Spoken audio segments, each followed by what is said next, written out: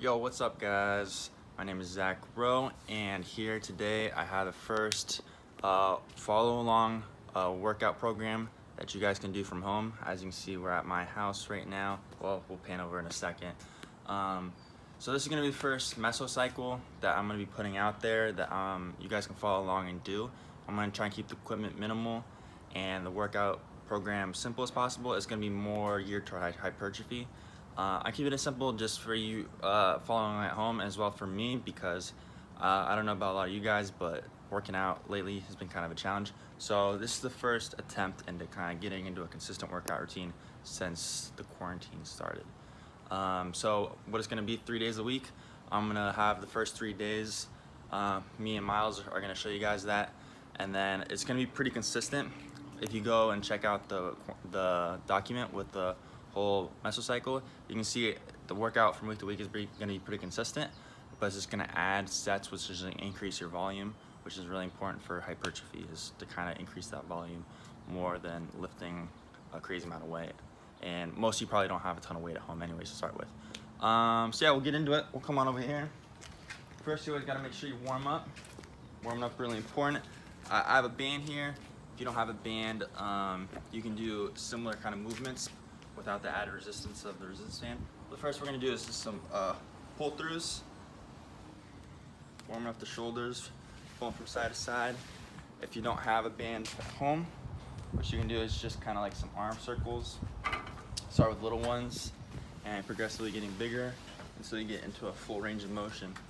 And you should do the similar thing if you have a band at home, but kind of in the opposite. So you start out wide, and then you do a few pull throughs, and then you get a little bit closer together with your hands, and then just get closer and closer until you get to the point where you can't pull through without bending your elbows. All right, you always want to keep your elbows locked out. Next, we'll move on to around the worlds. So with these, you're gonna keep one hand stationary at all times, and you're gonna bring the band around your head. You can go one way, and then go around the opposite. If you don't have a band, you could do something like corkscrews, where you have one palm facing down and one facing up, and you just flip-flop like this. Work on warming up the shoulders. All right. Next, we'll just leave the band out for a second. Next, we'll do some just some bodyweight push-ups, warm up the chest. You know, anywhere from like 5 to 10. You're not trying to go to fatigue, just warming up the muscles, getting the muscle fibers firing.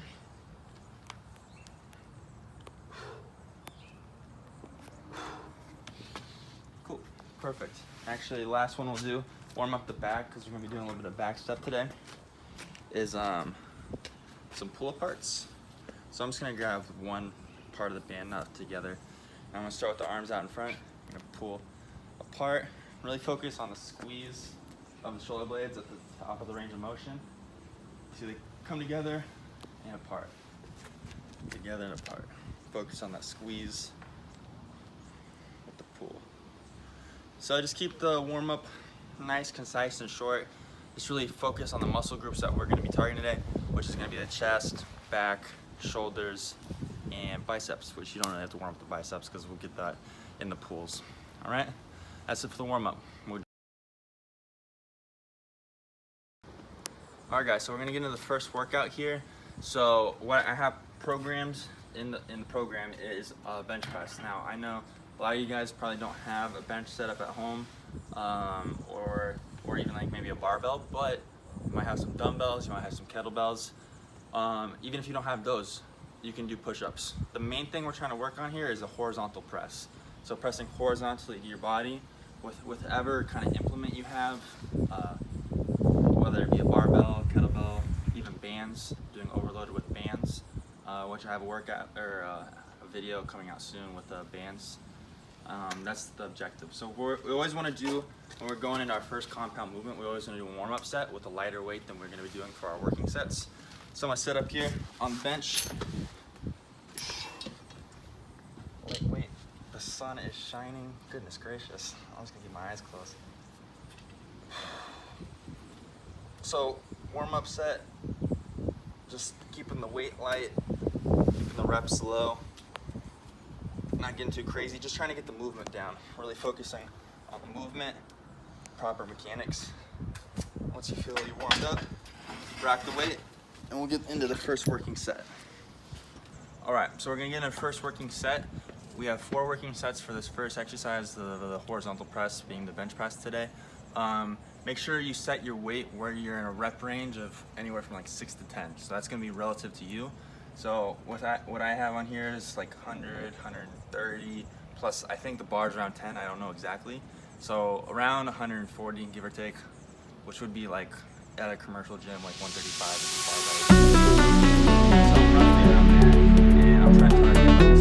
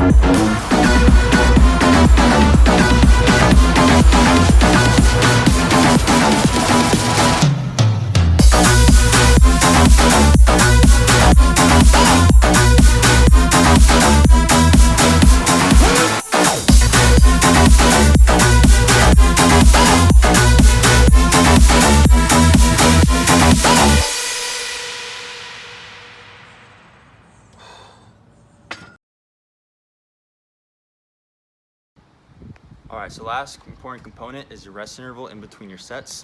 So when you're in these heavier rep ranges of like 6 to 10, I recommend at least like 1.5 to 2 minutes, but there's 4 different components you're looking for to say, am I ready for the next set? The first being your local muscle that you're working on. So for a horizontal press, it would be your pecs, right? The next would be your CNS, which is your central nervous system, the pressure that you're putting on your nerves and not just your muscles. So is that fresh, ready to go? Your cardiovascular system. So when you're doing upper body, they're not as big of muscle groups, so that's not as concerned. But like when you're doing like heavy squats or deadlifts, it's using a lot of oxygen to use all those muscles. So that's something to consider, your cardiovascular. And lastly, your synergist muscles. So for horizontal press, that'd be your front delts and your triceps. So are those still feeling fatigued? So you go through those 4 steps. If you can kind of check off the marks on all those, then you're good, ready. All right, so next exercise we got is bent over rows. We're gonna use the barbell for this. Bent over row is a horizontal pull movement. So if you don't have a barbell to do bent over rows, you can do like dumbbells or kettlebells, or even if you don't have any weights, you can do a horizontal pull kind of like on a table. If you have your body underneath the table with your head kind of poking out and you're holding onto the edge of the table, not the most ideal exercise, but you gotta make do with what you got. but some kind of horizontal pull. So we're just pressing away from our body, now we're pulling towards our body. For the bent over row specifically, we want to grab, pull to the belly button. We're shooting for a 6 to 10 rep range, similar to the bench press. We're trying to keep it relatively heavy, so pick a weight that you can get in a 6 to 10 rep range, and we'll get into it.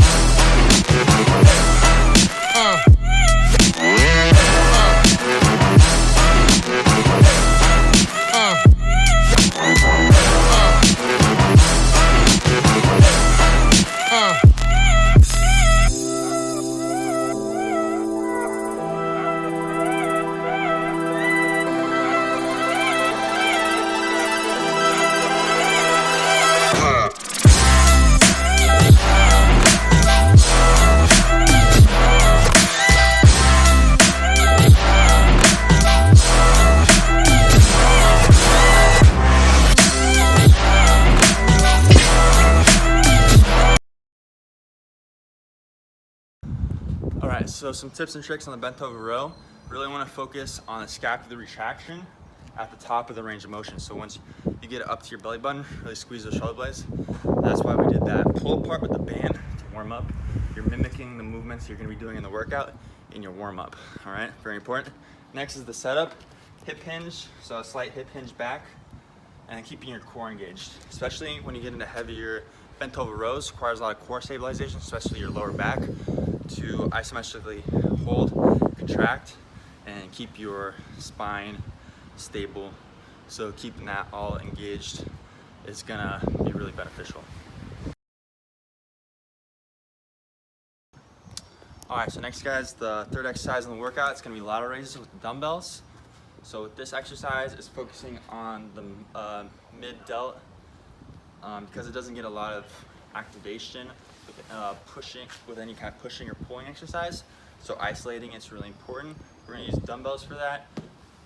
You wanna make sure when you're doing smaller muscle groups like biceps, triceps, mid-delt, those kind of muscle groups, you keep the rep range a little bit higher. You don't wanna get too low, but it is Monday, so that's our heavier lifts relatively with lower rep ranges. So we're gonna stick to like an 8 to 10 rep range.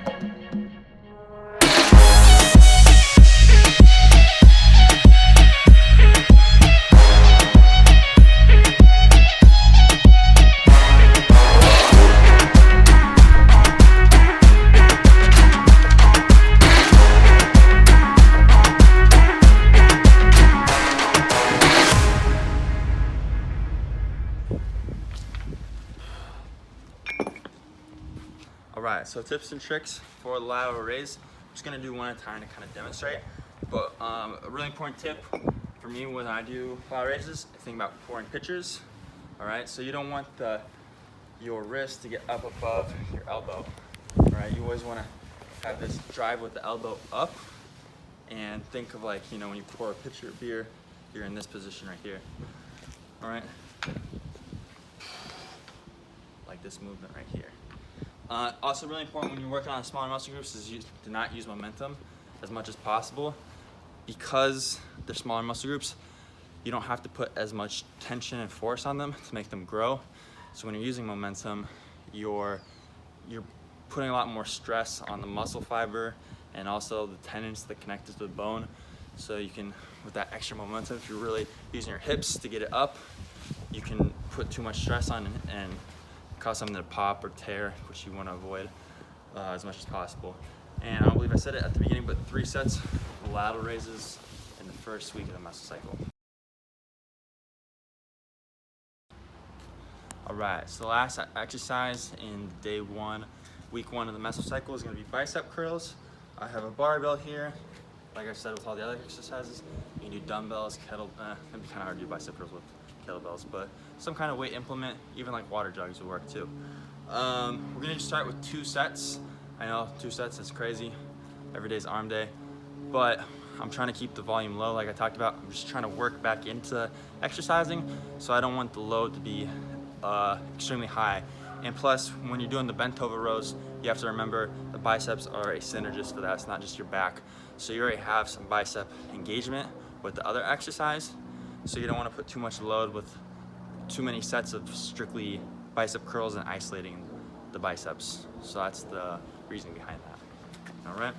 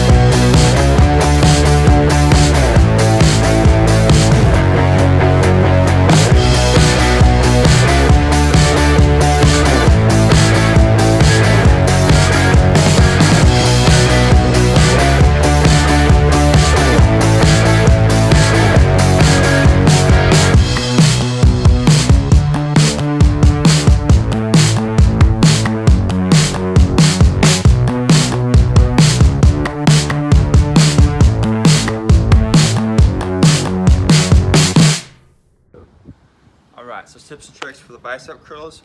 Really important, like I said, for the lateral raises with the smaller muscle groups. You want to avoid momentum as much as possible.